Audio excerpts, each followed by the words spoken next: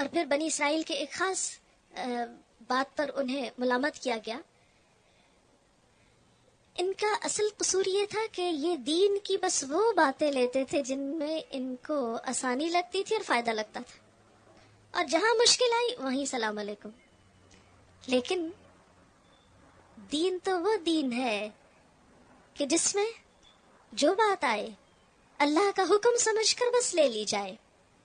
جب رب نے مجھے اتنا کچھ دیا، اتنی نعمتیں دی، تو کیا میں اس کی بات نہیں مان سکتی؟ اللہ سے محبت کرنے والے تو یہ جاننے کی کوشش کرتے ہیں ہمارا رب کیا چاہتا ہے اور کیا چاہتا ہے. ہم نے موسیٰ علیہ السلام کو کتاب دی، اس کے بعد پے در پے رسول بھیجے، آخر کار عیسیٰ ابن مریم کو روشن نشانیاں دے کر بھیجا اور روح پاک سے اس کی مدد کی. پھر یہ تمہارا کیا ڈھنگ ہے کہ جب بھی کوئی رسول تمہاری خواہشات نفس کے خلاف کوئی چیز لے کر تمہارے پاس آیا تو تم نے اس کے مقابلے میں سرکشی ہی کی، کسی کو جھٹلایا اور کسی کو قتل کر ڈالا. وہ کہتے ہیں ہمارے دل محفوظ ہیں. نہیں، اصل بات یہ ہے کہ ان کے کفر کی وجہ سے ان پر اللہ کی پھٹکار پڑی ہے، اس لیے وہ کم ہی ایمان لاتے ہیں. اور اب جو ایک کتاب اللہ کی طرف سے ان کے پاس آئی ہے، اس کے ساتھ ان کا کیا برتاؤ ہے، باوجود اس کے کہ وہ اس کتاب کی تصدیق کرتی ہے جو ان کے پاس پہلے سے موجود تھی، باوجود اس کے کہ اس کی آمد سے پہلے وہ خود کفار کے مقابلے میں فتح و نصرت کی دعائیں مانگا کرتے تھے.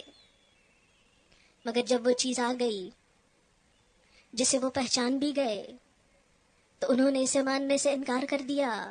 خدا کی لعنت ان منکرین پر. کیسا برا ذریعہ ہے جس سے یہ اپنے نفس کی تسلی حاصل کرتے ہیں کہ جو ہدایت اللہ نے نازل کی ہے اس کو قبول کرنے سے صرف اس ضد کی بنا پر انکار کر رہے ہیں کہ اللہ نے اپنے فضل یعنی وحی اور رسالت سے اپنے جس بندے کو خود چاہا نواز دیا. اصل میں بنی اسرائیل کو سمجھایا جا رہا ہے کہ تم نبی صلی اللہ علیہ وسلم کی بات مان جاؤ. تمہارے انکار کی وجہ صرف یہی ہے کہ وہ پیغمبر تمہاری نسل سے نہیں آیا، وہ تمہارے اندر کا ایک انسان نہیں، حالانکہ بات وہ حق کہہ رہا ہے. تم اللہ کے فیصلے کو ناپسند کر رہے ہو، اسے اللہ کا فیصلہ سمجھ کر قبول کرو، حق کو پہچانو اور اس کو مان جاؤ. لہٰذا اب یہ غضب بالائے غضب کے مستحق ہو گئے ہیں اور ایسے کافروں کے لیے سخت ذلت آمیز سزا مقرر ہے. جب ان سے کہا جاتا ہے کہ جو کچھ اللہ نے نازل کیا ہے اس پر ایمان لاؤ تو وہ کہتے ہیں ہم تو صرف اس چیز پر ایمان لاتے ہیں جو ہمارے ہاں یعنی نسل بنی اسرائیل میں اتری ہے. اس دائرے کے باہر جو کچھ آیا ہے اسے ماننے سے وہ انکار کرتے ہیں، حالانکہ وہ حق ہے اور اس تعلیم کی تصدیق اور تائید کر رہا ہے جو ان کے ہاں پہلے سے موجود تھی. اچھا ان سے کہو اگر تم اس تعلیم ہی پر ایمان رکھنے والے ہو جو تمہارے ہاں آئی تھی تو اس سے پہلے اللہ کے ان پیغمبروں کو جو خود بنی اسرائیل میں پیدا ہوئے تھے کیوں قتل کرتے رہے؟ بنی اسرائیل کی حجت یہ تھی کہ ہم صرف اس کو نبی مانیں گے جو ہماری نسل سے ہو. فرمایا کہ اچھا اگر تمہاری یہ بات سچی ہے تو پھر وہ پیغمبر جو تمہاری نسل میں آئے تھے ان کو کیوں نہیں مانا، ان کو کیوں قتل کر ڈالا؟ بات یہ ہے کہ بنی اسرائیل حق کو نہیں ماننا چاہتی تھی، اور یہ تو سب بہانے تھے حق کو نہ ماننے کے. ورنہ قرآن پر ایمان لانے میں کوئی چیز بھی رکاوٹ نہ تھی. نبی صلی اللہ علیہ وسلم اپنے عمدہ ترین اخلاق کے ساتھ ان کے درمیان موجود تھے. آپ کے آنے سے پہلے وہ آپ کا انتظار کر رہے تھے. پھر فرمایا تمہارے پاس موسیٰ علیہ السلام کیسی کیسی روشن نشانیوں کے ساتھ آئے، پھر بھی تم ایسے ظالم تھے کہ اس کے پیٹھ موڑتے ہی بچڑے کو معبود بنا بیٹھے. پھر ذرا اس میثاق کو یاد کرو جو طور کو تمہارے اوپر اٹھا کر ہم نے تم سے لیا تھا. ہم نے تاکید کی تھی کہ جو ہدایات ہم دے رہے ہیں ان کی سختی کے ساتھ پابندی کرو اور کان لگا کر سنو. تمہارے اسلاف نے کہا کہ ہم نے سن لیا مگر مانیں گے نہیں، اور ان کی باطل پرستی کا یہ حال تھا کہ دلوں میں ان کے بچڑا ہی بسا ہوا تھا. کہو اگر تم مومن ہو تو یہ عجیب ایمان ہے جو ایسی بری حرکات کا تمہیں حکم دیتا ہے. ان سے کہو اگر واقعی اللہ کے نزدیک آخرت کا گھر تمام انسانوں کو چھوڑ کر صرف تمہارے ہی لیے مخصوص ہے، تب تو تمہیں چاہیے کہ موت کی تمنا کرو، کیونکہ ان کا ایک خیال یہ بھی تھا کہ جنت میں صرف ہم جائیں گے، دوسرا کوئی نہیں جا سکتا۔ فرمایا کہ اگر جنت میں جانا تمہارا بہت یقینی ہے تو دنیا میں کیا کر رہے ہو بیٹھ کے؟ وہ تو بہت حقیر چیز ہے، موت کی تمنا کرو اگر تم اپنے اس خیال میں سچے ہو۔ یقین جانو یہ کبھی اس کی تمنا نہ کریں گے، اس لیے کہ اپنے ہاتھوں پر جو کچھ انہوں نے کما کر وہاں بھیجا ہے اس کا تقاضا یہی ہے کہ وہاں جانے کی تمنا نہ کریں۔ اللہ ان ظالموں کے حال سے خوب واقف ہے، تم انہیں سب سے بڑھ کر جینے کا حریص پاؤ گے، حتیٰ کہ یہ اس معاملے میں مشرکوں سے بھی بڑے ہوئے ہیں۔ ان میں سے ایک ایک شخص یہ چاہتا ہے کہ کسی طرح 1000 برس جیے، حالانکہ لمبی عمر بہرحال اسے عذاب سے تو دور نہیں پھینک سکتی۔ جیسے کچھ اعمال یہ کر رہے ہیں، اللہ تو انہیں دیکھ ہی رہا ہے۔ پھر ان کا ایک اعتراض یہ تھا کہ یہ جبریل علیہ السلام کے دشمن تھے اور کہتے تھے کہ انہوں نے ہماری گزشتہ کچھ بستیوں اور اقوام پر عذاب نازل کیا تھا، لہٰذا اگر یہ وحی لائے ہیں تو ہم اس وحی کو قبول نہ کریں گے۔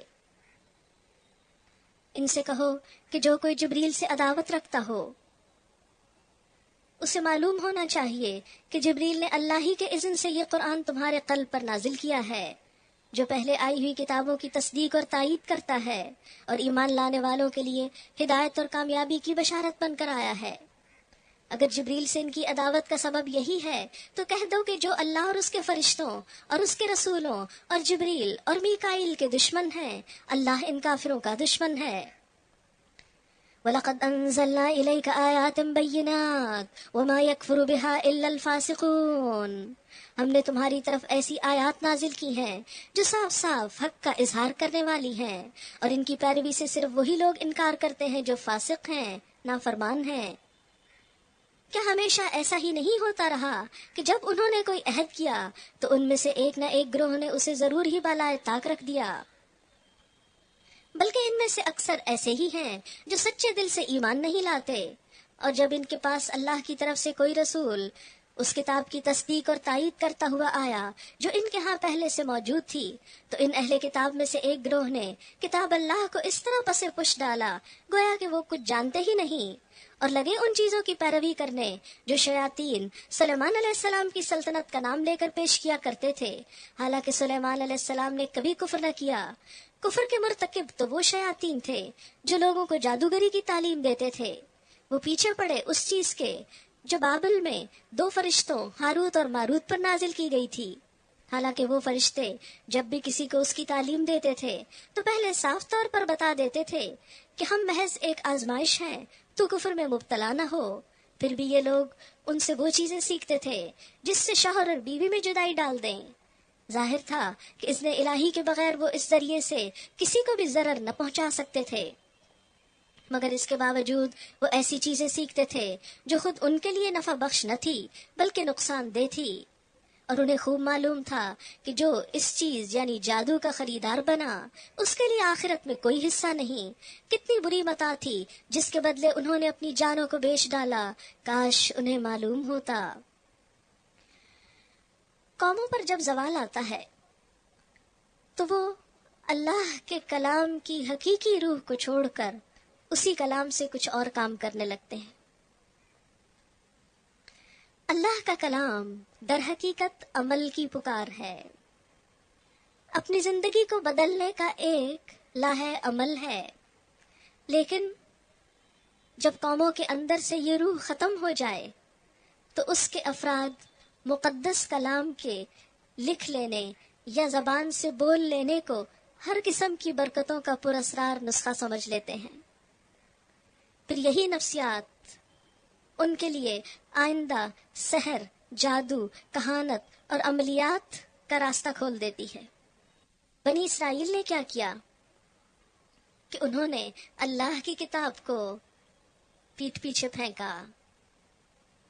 جو رسول لے کر آئے تھے، نبذ فریق من الذین اوتوا الکتاب کتاب اللہ وراء ظہورہم، اللہ کی کتاب کو اپنی پیٹھ پیچھے پھینک دیا، بھلا دیا۔ اس کو کھولا نہیں، اس کو پڑھا نہیں، اور اس کو چھوڑ کر کیا کرنے لگ گئے؟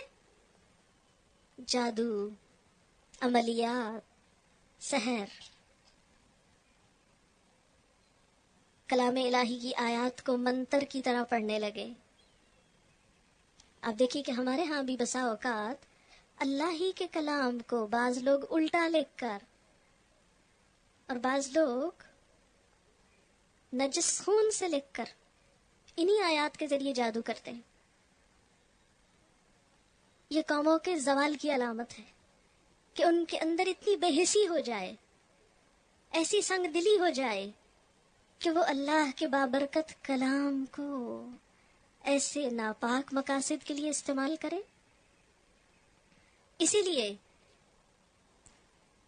جادو کو صرف ناپسند ہی نہیں کیا گیا بلکہ اس کو کفر کہا گیا۔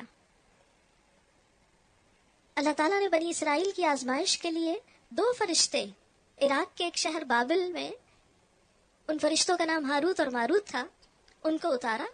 وہ لوگوں کو جادو سکھاتے تھے، لوگ ان کے پاس دھڑا دھڑ جاتے۔ پیغمبر نے ان کو بتایا کہ جادو نہ سیکھو۔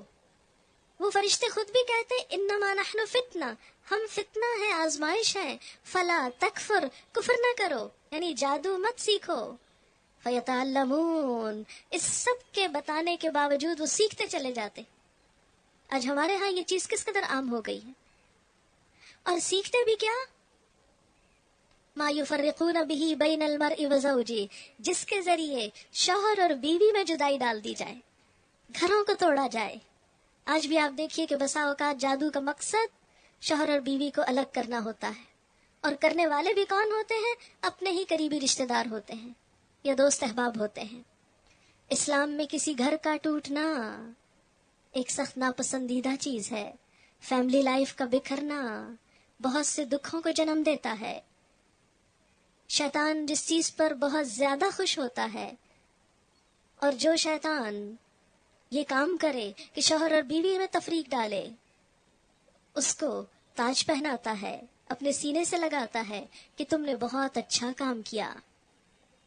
اسلام جو دلوں کے لیے راحت کا سامان ہے، اور راحت اور سکون کے لیے اللہ نے انسانوں کے لیے گھر بنائے، ان گھروں کا سکون برباد کرنا بدترین برائی ہے۔